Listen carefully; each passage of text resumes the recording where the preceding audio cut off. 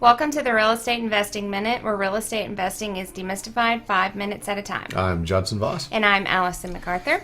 And today we are doing listener questions, aren't we? We are doing listener questions. So we're going to answer all those questions you never really wanted to ask or get an answer to. So we'll give you that stuff. That's right. Make sure you go to the reiminute.com and check out the website. And while you're there, go ahead and submit a question.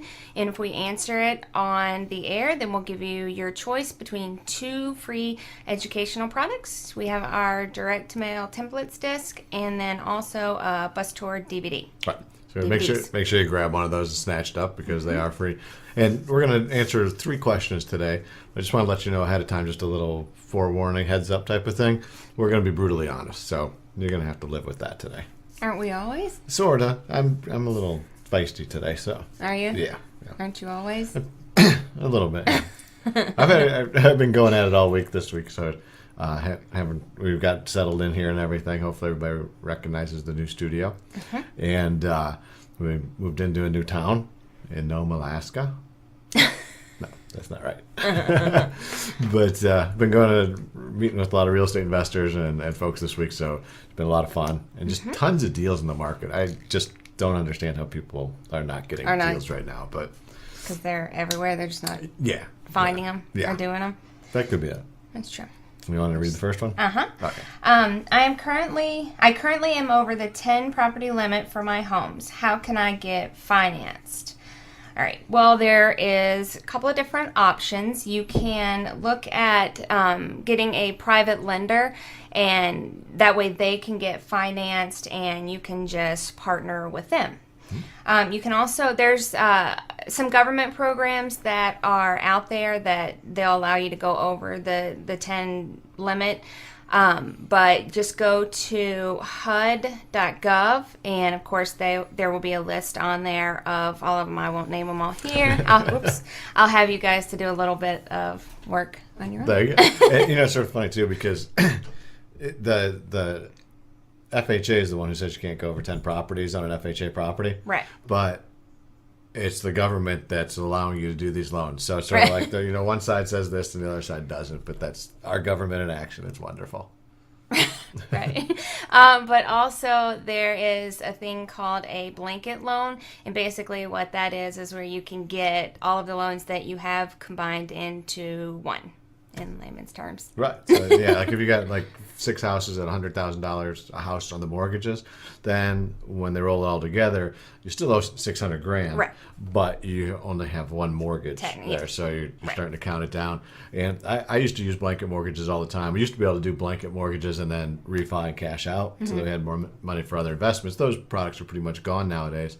But what is sort of cool is, say you've got quite a few different homes, and you got some single family, some with a bunch of equity, some without any equity, and maybe you've got a mobile home or something like that, single wide or a double wide. The underwriting guidelines allow for certain things like that, so you might be able to take highly desirable properties like the single family home with a lot of equity in it, and then some of the other things like the trailers, and put them all together and get them all financed, whereas before, if you just wanted to refinance, say, a couple trailers together, that's not going to happen. They look at the whole portfolio, and it gives you an opportunity to do some new things with it. Right. That they do. So that's pretty much handles that one. You guys got to understand, the way mortgages are now, you got to look at other sources. Just the idea that you're going to go out there and do a whole bunch of rentals and get a whole bunch of mortgages, you're not going to do it. And if you say, you know what, I'm afraid to talk with other people about getting involved and doing credit with me, them getting the mortgages, or I don't want to do that kind of stuff, I want all of it to myself, then my recommendation is find something else to do for the next 5 years until that changes. And at some point in time, you got to understand business is adapting and working other ways. And working with other people is good no matter what the market is, because everybody brings something different to the table.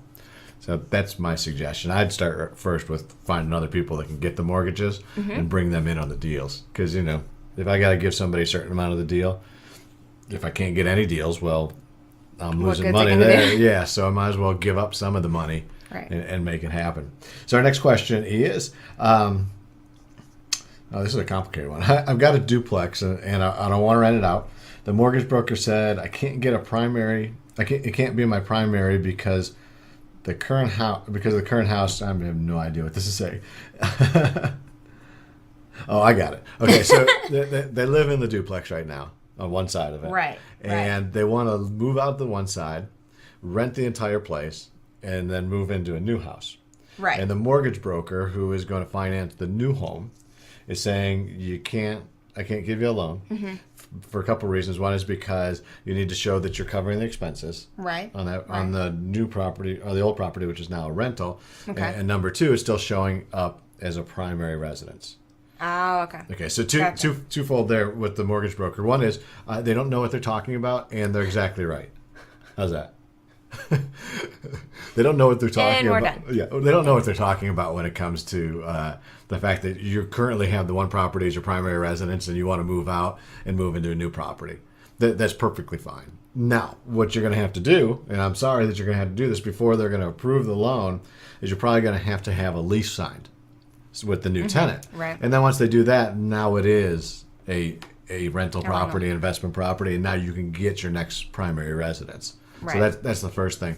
But as far as covering, what do I need to do to show I'm covering the expenses?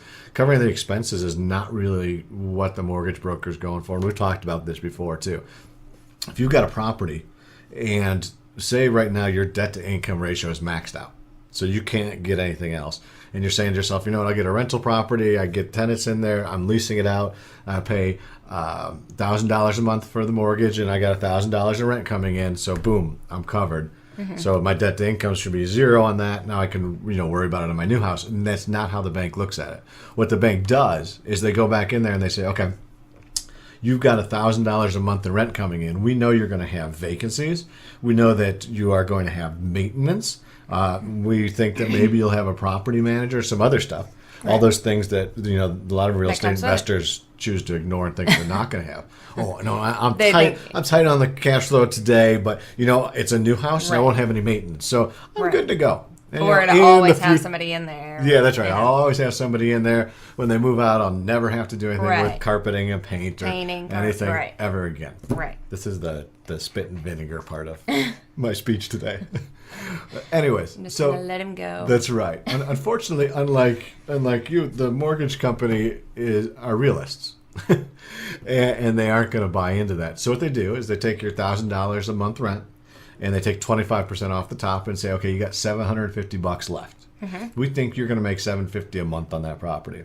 And if your mortgage is $1,000, now you're negative $250, which is not a problem in itself, as long as your debt to income ratio stays the same. Right. So they take that, instead of taking the whole $1,000 in mortgage, they take that $250 that's left over and they add that to your monthly payment, just like a car would be added or a credit card payment that you're making, and that's what goes in there as part of the monthly payment thing. So if your debt to income ratio goes out of whack and they can't approve it, they're outside their guidelines on that $250, you're stuck. So the simple answer is you need to have enough rent to cover the mortgage and 25%. So that's it. And if the mortgage person is telling you, even if you have a lease in place and you're covering the expenses with that 75% number, they still can't do it because it was your primary residence before. Find somebody else.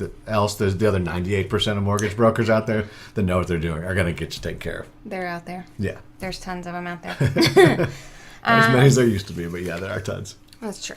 All right. Our next one is, if I don't have a lot of cash, am I better off wholesaling or rehabbing to get cash now?